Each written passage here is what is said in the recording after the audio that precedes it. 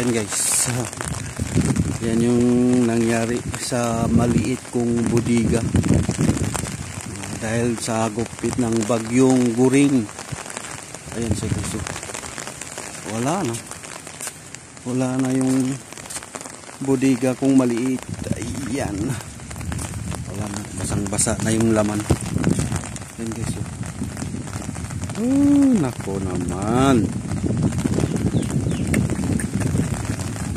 sirang-sira na guys. Kailangan na itong ayusin natin ito pagkatapos ng bagyo.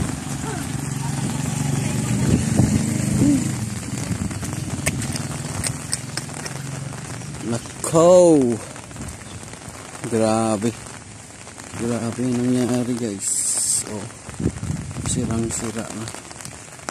Sirang-sira na siya talaga. Lakas pa ng hangin, lakas ng ulan. Yan.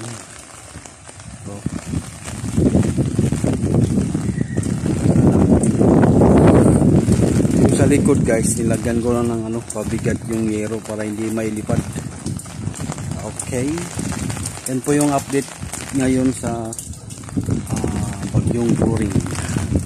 Hey!